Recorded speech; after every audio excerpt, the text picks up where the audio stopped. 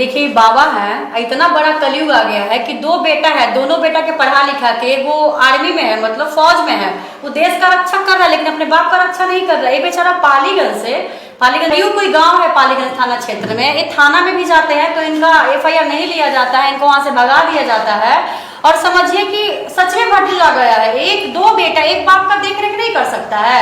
इनका उम्र है इधर उधर भटकने का, इतना सारा जितना भी इनका जमीन प्रॉपर्टी है सब इनका बेटा हड़प लिया है, इनको घर से बाहर निकाल दिया, अभी दर दर भटक रहे हैं अपने लिए इंसाफ मांगने के लिए, खुद का जमीन के लिए सब लोग इंसाफ मांग रहे हैं। मतलब कितने बुजुर्ग हो गए हैं उसके बाद बेटा इनको मारता है। बिल्कुल, इनका बेटा बहू एक पोता है जिसका विष्णु नाम है, वही इनको पीटता है, इनकी बहू मारती है, एक फौज में बेटा वो मारता है। हम लोग फौजी को बहुत सलाम करते हैं, बहुत इज्जत देते हैं कि फौज में आ गया भाई, और कैसा फौज में बेटा है कि अपने बाप को ही मारता है। जो बाप आपको पढ़ा लिखा के नौकरी लगाया आप उसी को पीट रहे हैं। अंकल जी आपके बेटा जो है फौज में है, आपका बेटा फौज में है और आपके बेटा को मारते हैं। फौज में है तो हमको 3500 रुपया दिए थे तब मलेठी में गया था। अब जब पंजाब में तबीयत खराब हुआ तो हमको जैसे कि कहीं किया मराठी का बाइक नहीं रह गए, वहाँ से जाके लिया ला करके ठीक करवा के भेज। आज 8 साल से खाना नहीं दे रहा है, लड़ के मारे फिर रहे हैं इधर उधर। आज लाचारी में पोती ही अगोरे हुए हैं, हम क्या करें। मतारी के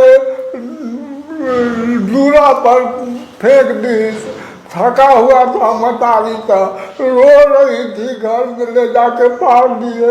6 महीना में वो मर गया, चल गया। अब हम तो दुख हम भोग रहे हैं, इधर उधर कहाँ कहाँ मारे चले। अब जैसे कि कहता है कि जैसे कि खाने नहीं देंगे, गांव से पता लगा लिया जाए। 3 बार पटक के गोड़ खींच दिया। एगो सत्यानंद नाम है, उसके पास जा करके 500 से कम गाड़ी नहीं दिया, और हम मारने लौड़ा तो जा करके 2-4 गो थे तो उसको रोक दी। तब जैसे कि हटा एक जगह गोपाल के घर भी गांव से पक्षी, वहाँ पैर धर ली सब नाटिन, तब जैसे कि भागा।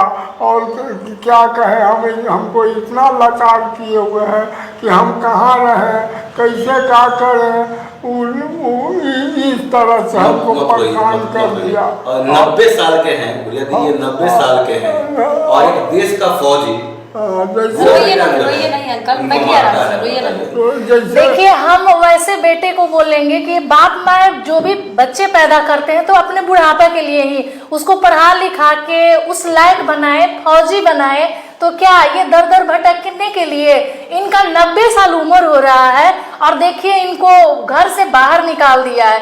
एक बेटा इनका फौज में है और एक बेटा है जो खेती बाड़ी करता है। इनके पास बहुत सारा प्रॉपर्टी है लेकिन इनको घर से वो लोग भगा दिया है। तो समझिए कि हम बच्चे को फिर क्यों पैदा करेंगे भाई, बुढ़ापे के सहारा के लिए ना बच्चे पैदा करते हैं। तो आज बाबा देखिए हमारे पास आके रो रहे हैं, कितना दर्दनाक घटना है। क्या उस जो इनके बेटे हैं क्या उनके पास बेटा नहीं होगा, वो किसके लिए, आखिर इतने बूढ़े आदमी को वो लोग क्यों मार रहा है। ये बाबा बोल रहे हैं कि मेरा पैर तोड़ दिया है, तो समझिए कि आज मतलब क्या वो लोग कर रहा है।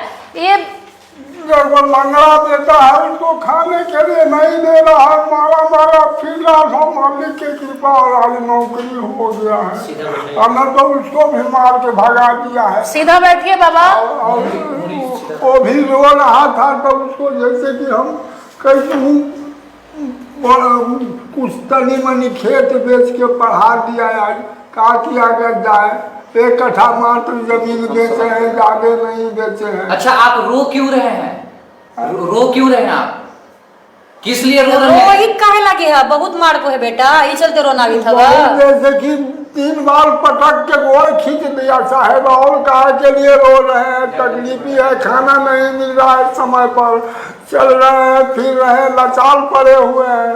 तो रोने ना है अमेरिका की, जब सोचते हैं तो रोवाई पड़ता है, रोते हैं तो क्या करें। जो हमको देखने वाला कोई नहीं है, जिसका बेटा या पोता है वो नहीं देख रहा है, तो अब हमको रोना है। हम तो सोच रहे हैं कि हे मालिक हमको ले चलिए, काल के जाल से छुटकारा कर दीजिए। अच्छा, पुतोह बेटा सब मारता है? जैसे कि जाने अभी इसका माँ मर गई पोता के यही जैसे कि स्कीम बना के खाएला नहीं देंगे, भागो, भगा दिया। तो इस लाचारी में पड़े हुए हैं। दोनों पुतों कहीं कि हम बना के खाने के लिए नहीं देंगे। पहले छोटकी बनाती थी, अब वो भी नैहर भाग के आऊ खाना बना के नहीं दे रही है। अच्छा, क्या चाहते हैं आप? अब तो जैसे कि आज अभी पोती ही से आए हैं आपके पास, देख रहे हैं, तो और क्या कहें। ये पालीगंज थाना भी जाते हैं तो वहाँ के थाने वाले लोग नहीं सुनते हैं, तो आखिर बुजुर्ग कहाँ जाएं? इनके पास सारा कुछ है, प्रॉपर्टी है, संपत्ति है, सब कुछ है, लेकिन बेटों का, दोनों बेटों का कब्जा है। इनके पास सारा कुछ रहते हुए भर में भी ये आज रोड पे भटकने के लिए लाचार हैं। अच्छा, ये बताइए, ये फौजी बेटा जो देश का रक्षा करता है, उसके सुरक्षा देश के नाम है इसको, और वो बेटा अपने बाप के साथ इस तो तरीके से देख रहे हैं ना, ये पिता रो रहे हैं। एक फौजी इनका बेटा है, इनको भी गर्व हुआ करता होगा शायद जब बेटा फौज में गया होगा तो, लेकिन आज ये रो रहे हैं। अगर इनके पास खाली बेटियां होती तो हम मानते कि शायद ही अच्छा होता, इनको ये दिन नहीं देखना पड़ता। आदमी सोचता है कि बेटा और बेटी होता है ना, सोचता है कि बेटा रहेगा तो मेरा वंश बढ़ेगा, तो क्या वंश बढ़ाने के चक्कर में आप लोग माँ बाप को भूल जाइएगा? तो उस जो फौजी बेटा इनका है, उनका भी तो बेटा होगा, तो उसका भी तो यही दिन आएगा। आज बूढ़े बाप पे तुम हाथ उठा रहे हो। ये फौजी में क्या वहां उसका ट्रेनिंग हुआ था, उसमें दिया गया था क्या कि तुम अपने पापा को मारना? ये क्या लग रहे हैं इनको मारने का आवश्यकता है? ये तो खुद ही देखने से ही लग रहे हैं कि इनको मारने का आवश्यकता है। इनको तो ऐसे ही कोई एक करेगा तो एक कुछ बोल सकते हैं, कर सकते। सोचिए कि इनकी बहू देवी देवता पूजने जाती होगी, बेटा मंदिर जाता होगा, घर में भगवान है उनका पूजा नहीं है, माँ बाप का पूजा नहीं है, मतलब ससुर नहीं चाहिए, बाप नहीं होना चाहिए, लेकिन का पूरा हमको संपत्ति प्रॉपर्टी चाहिए। हम बाप का सेवा नहीं करेंगे, उसके पूरे प्रॉपर्टी पे हम कब्जा करके रखेंगे।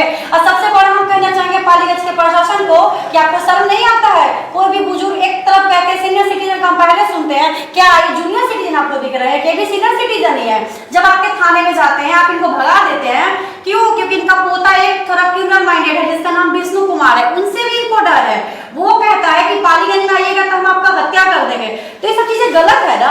आपको बाप नहीं चाहिए, बाप का प्रॉपर्टी चाहिए। हम ससुर का सेवा नहीं करेंगे, लेकिन ससुर के प्रॉपर्टी पे हम कब्जा करेंगे।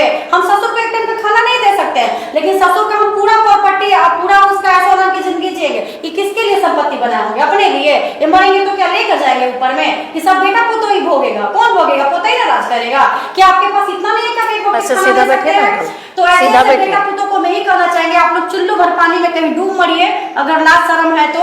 एक बाप 4-5 बच्चे को पाल लेता है, लेकिन एक बाप माँ को 2-4 बच्चा नहीं पाल पाता अभी के टाइम में। सही में कलयुग आ गया है एकदम।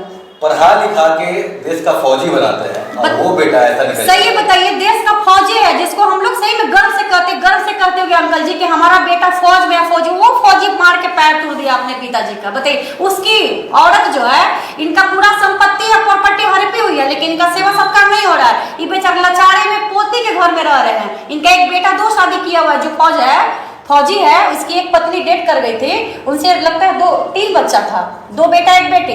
दूसरा शादी किया, उनसे भी 2-3 बच्चा ऐसा है।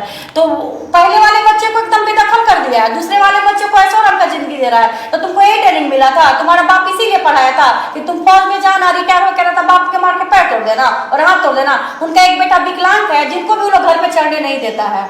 आप देखिएगा तो आप भी कहिए कि मतलब लड़का क्या ही कर सकता है, हाथ पैर दोनों से विकलांग है। एक बुजुर्ग आदमी को आपको क्या देख के लगता है कि कुछ बोल सकते हैं, कुछ कर सकते हैं, किसी को एक झापड़ मार सकते हैं? इनको मारा जाता है। तो हम प्रशासन पे ऐसे पालीगंज थाना को कहना चाहेंगे, अगर थोड़ा भी लाज शर्म बचा हुआ है तो अपना थाना में बैठे हुए हैं तो थाना का फर्ज निभाइए, फालतूगिरी काम नहीं कीजिए। आप ही लोग क्रिमिनल माइंडेड इंसान को पालते हैं और बढ़ावा देते हैं।